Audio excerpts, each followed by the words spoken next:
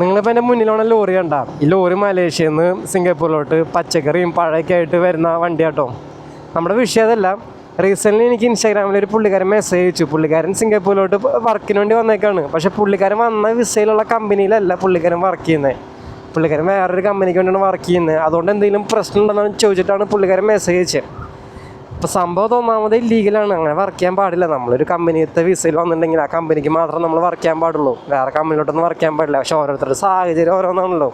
അതുകൊണ്ട് കാശ് ഉണ്ടാക്കാനുള്ള മെൻറ്റാലിറ്റി മാത്രമേ ഉള്ളൂ. അപ്പോൾ അതുകൊണ്ട് നമുക്കൊന്നും പറയാൻ പറ്റത്തില്ല. പക്ഷേ നിങ്ങൾ ചെയ്യേണ്ട ഒരു കാര്യമുണ്ട്. നിങ്ങൾ വന്ന കമ്പനി, അതായത് വിസയിലുള്ള കമ്പനി ചിലപ്പോൾ പൂട്ടിപ്പോകാനുള്ള ചാൻസ് ഉണ്ട്. കാരണം അത് അങ്ങനത്തെ ഒരു ടൈപ്പ് സ്കീമാണ്. അതുകൊണ്ട് നിങ്ങൾ ചെയ്യേണ്ട കാര്യം വെച്ചിട്ടുണ്ടെങ്കിൽ നിങ്ങൾ വന്ന കമ്പനി ഇപ്പോഴും സ്റ്റിൽ വാലിഡ് ആണോ ചെക്ക് ചെയ്യാം. കാരണം ആ കമ്പനി പൂട്ടിപ്പോയി കഴിഞ്ഞിട്ടുണ്ടെങ്കിൽ ആ കമ്പനിയുടെ അണ്ടറിൽ വന്ന എല്ലാ പാസും അതോടൊപ്പം ക്യാൻസലാവും. പക്ഷെ നിങ്ങളുടെ കയ്യിൽ ഐഡൻറ്റിറ്റി കാർഡിൽ പാസിൻ്റെ വാലിഡിറ്റി കുറച്ച് നാളും കൂടി ഉണ്ട്. പക്ഷേ ഓൺലൈൻ സിസ്റ്റത്തിൽ ചിലപ്പോൾ നിങ്ങളുടെ വാലിഡിറ്റി കഴിഞ്ഞിട്ടുണ്ടാവും. അപ്പോൾ നിങ്ങൾ ഓവർ സ്റ്റേ ആയിട്ടാണ് ചിലപ്പോൾ സിംഗപ്പൂരിൽ നിൽക്കുന്നുണ്ടാവുക. അപ്പോൾ നിങ്ങൾ ചെയ്യേണ്ട കാര്യം എന്ന് വെച്ച് കഴിഞ്ഞാൽ ഒന്നെങ്കിൽ SD വർക്ക് പാസ് എന്നൊരു ആപ്പ് ഉണ്ട്. ആ ആപ്പിൻ്റെ അത് കയറിയിട്ട് നിങ്ങളുടെ പാസ് വാലിഡ് ആണോ ചെക്ക് ചെയ്യാം. രണ്ടാമത്തെ കാര്യം എന്ന് വെച്ച് കഴിഞ്ഞാൽ MOMൻ്റെ വെബ്സൈറ്റിൽ കയറി കഴിഞ്ഞാലും നിങ്ങളുടെ പാസ് വാലിഡ് ആണോ അല്ലേ എന്നുള്ള കാര്യം ചെക്ക് ചെയ്യാനായിട്ട് പറ്റും.